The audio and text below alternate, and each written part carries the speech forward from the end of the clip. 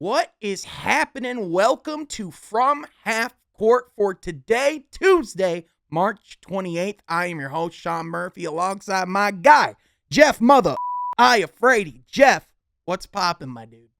What's going on, man? I'm excited, especially the topic we got to talk about today. Brandon Miller, the NCAA tournament. I can't wait to get into it because as somebody who has watched a ton of Brandon Miller this year, it was ugly, but I'm excited to be here with you, Sean, to talk about it. We're gonna break it all down.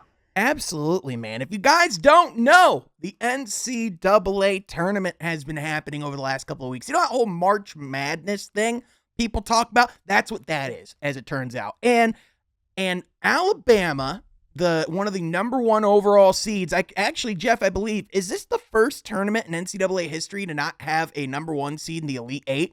Yeah, I was actually just gonna bring that up. Look at the Final Four. It's all over the place, dude. So we have Florida Atlantic. Yeah. Who's all in the final? Hold on, let me pull this up. We have UConn, oh my Miami. gosh, we have Florida Atlantic, San Diego State, Yep. Miami, and UConn.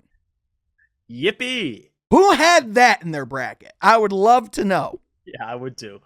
But let's start with this, Jeff, because I do want to have a overarching conversation about the tournament in a little bit, but let's start with this. Brandon Miller, his tournament performance. I know we talked about, before the tournament, how, we don't want to really read too much into tournament performances. Cade Cunningham, of course, didn't make it out of the first weekend when he played in the tournament. He shot, he didn't have the greatest shooting performance in the field. Chet Holmgren was another player who perhaps didn't perform how people expected him to, and he ended up going number 2 overall. Zion Williamson is another guy who didn't end up going to the Final Four, and, obviously the health concerns are there, but when we've seen him play, he's elite. So having said all that, it doesn't always, it's not always indicative. However, Jeff, Brandon Miller went out and put up goose egg in the very first round. And it's one thing to have a game, have a rough game, it happens, but when you're going up against a number 16 seed, it's Jeff, it's one of those things where I already kind of went in with a little bit, not with a sour taste in my mouth with Brandon Miller, but a little more apprehensive because of the legal things that are facing him. Right. If I'm someone that all I've seen was NCAA tournament Brandon Miller, what should I be feeling after watching him play? So I'm a little different with NCAA performances because I've never really weighed too much into them. I get Brandon Miller the concern because, let's be honest, Sean. Texas A&M, Christian, they're like you said, 16th seed. You can't go out. He played 19 minutes in a blowout and shot 0 for 5. But when you look at not even just Brandon Miller, but previous prospects, and I'll bring up two. Obviously, you brought up Cade already, but Jaden Ivey as well. You notice a similarity with these guys when they go into the tournament as sole number one options, and it's not a team like when Paolo played. Paolo had a pretty good tournament. Paolo also played with Duke. He had other options with him. But when you look at Brandon, Cade, Jaden Ivey, that was kind of the three guys I pulled up. They go into the tournament as number one options, and in the NCAA tournament, similar to the NBA playoffs, you could do what you want in the regular season, but once you get into the tournament, teams are keying in on weaknesses, how to expose a certain offense or defense. And with Brandon Miller, listen, they were the best team in the nation for a long period of time in the regular season, but at the end of the day, that team runs through Brandon Miller. So if he's not playing well, same with Cade with Oklahoma State, same with Ivy with Purdue, if those guys don't play well, typically like Ivy against St. Pete, for example, when he played, didn't play that well. It is concerning, but at the end of the day, it doesn't really do much for me. I mean, you even go back, Brandon Miller, again, percentage-wise, worse than either Ivy or Cade, but even Ivy against St. Pete. And I remember talking to Neil about this because Neil was like, how do you put up 9 points and 6 turnovers against St. Peter's? And I'm like, well, let's be honest, Neil. How much do you actually take with this tournament? Because two parts of it, too. The one I just said about when teams get in, they're keying in on certain things. But the other part is these guys know they're going to the league. Let's be real here. It's almost like you're playing game to game thinking, all right, any moment now I'm going to declare for the NBA draft. So I think there's a lot of other things surrounding it, especially with Brandon Miller dealing with this case on the side as well. I don't look too much into it, but to shoot 3 for 19 against San Diego State, Well, not only 3 of 19 against San Diego State, This is according to Sports Illustrated. He went 8 of 41 for the entire tournament, which Yeah, is the lowest of any player in the last 64 seasons. That is that's the a lot. lowest shooting percentage that anyone's ever had with that many attempts. So it's Yeah. not that this guy had a bad tournament. He had one of the worst tournaments of all time. Yeah, and let's be real. Is Brandon Miller going to walk in? Well, at least we'll talk for the Pistons. Is he going to walk in and be your number one go-to option? No, like he was Alabama. So the role's going to change a little bit, but you are correct. That was one of the worst, if not the worst, stretch of games for any prospect, especially a prospect that's projected to go top 3. Like, Right. that's significant. Yeah, for sure. And I think it's one of those things where it's one thing if you have solely the play on the court and you have like those poor shooting performances and Right. he's a kid that that is like a high character guy that you don't have any questions off the court. Well, when you throw in the off the court, questions too, and again, I know people are like, "Oh, well, like no one's brought up no trial has happened yet. Like there is still a lot in the legal process that like to be had. So assuming for now that Brandon Miller is in the clear and we are focusing only on the basketball side of things. I mean, it's obvious to see why he's a tantalizing prospect, Jeff. I mean, the guy, like when you look at the length, and especially, like of all the guys in this tournament, he was the one to me that's like, oh yeah, that's an NBA player.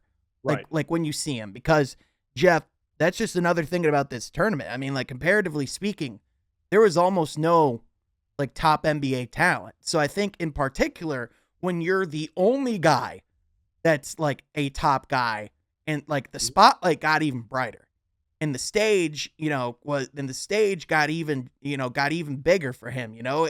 There was no one to share it with.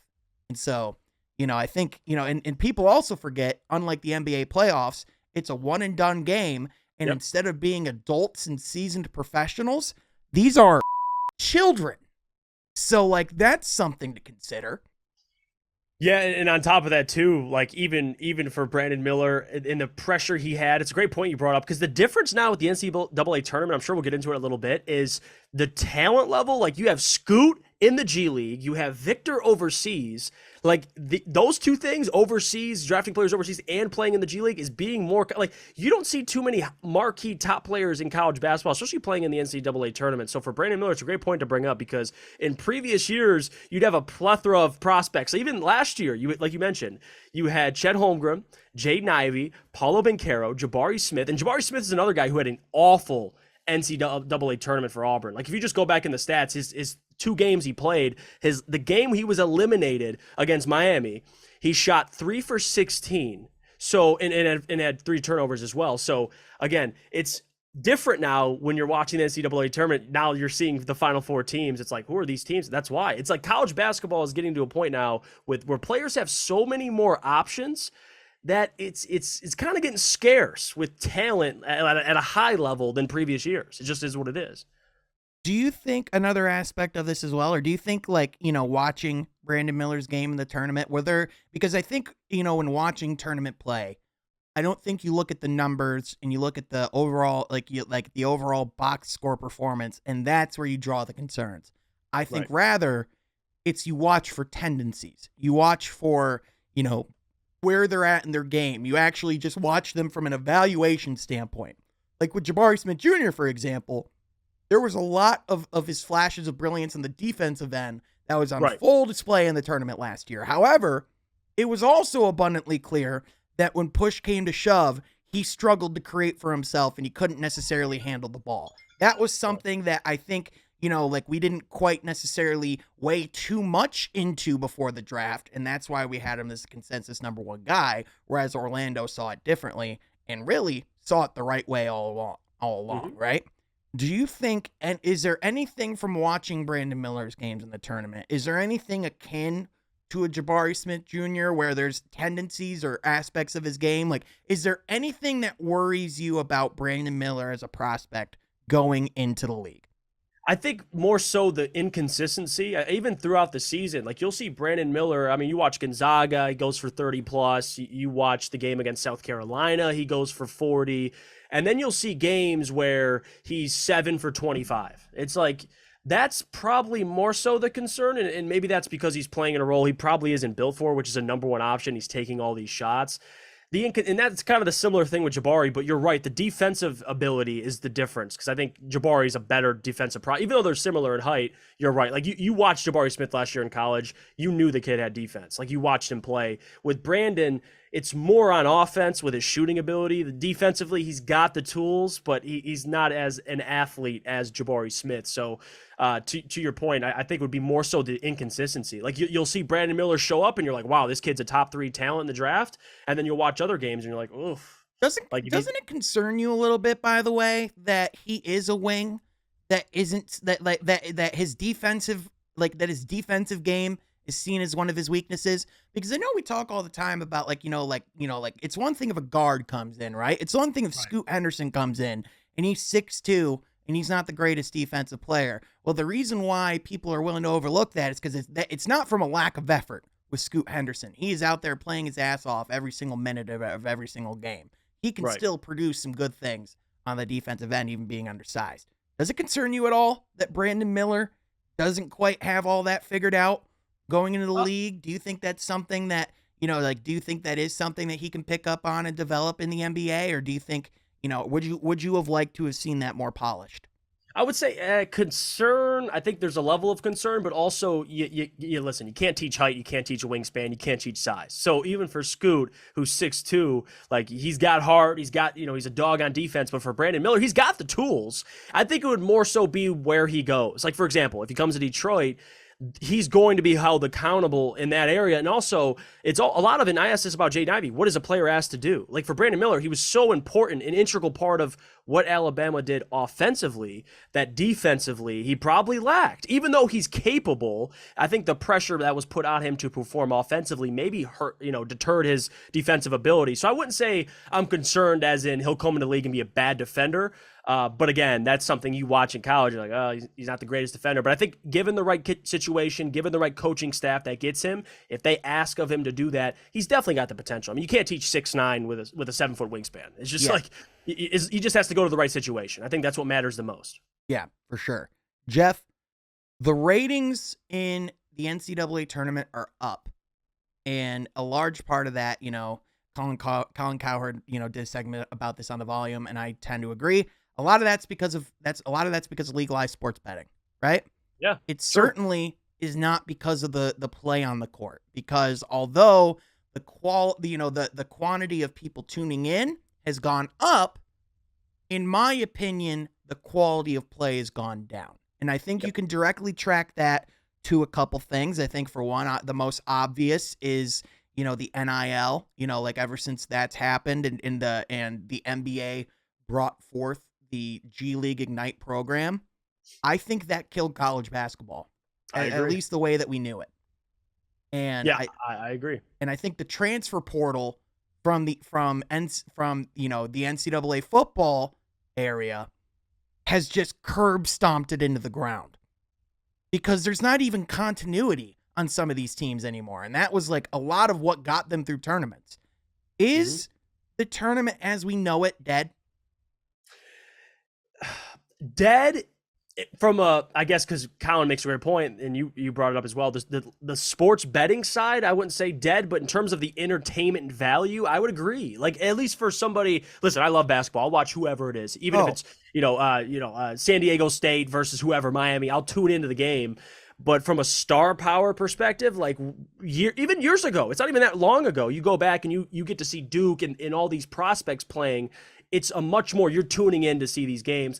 Now it's like, listen, you're at a bar, you're watching March Madness, and these games have been neck and neck for a majority of them. So again, great basketball, but they're missing that star power, and a lot of that has to do with G League Ignite, overseas, other opportunities, even Overtime Elite, which has like both the Thompson Twins. Like it's before you'd have the Thompson Twins in college basketball, Scoot in college basketball, maybe Victor in college basketball. Now those guys are elsewhere having other options. So it's just, dead is a strong word, but in the entertainment value, you're right. It's dead. Like if you're going out to watch the best of the best, typically you're not seeing that nowadays. You just aren't. I think another aspect of this as well that that doesn't get talked about as much one of the biggest things about the NCAA tournament was the visibility that it brought to players, was, Right. was the amount of eyes that were tuning in on a given day-to-day basis. Whereas now we're seeing all the time, even with players who are in overtime elite, which, listen, I have no idea how to watch an overtime elite game. What I know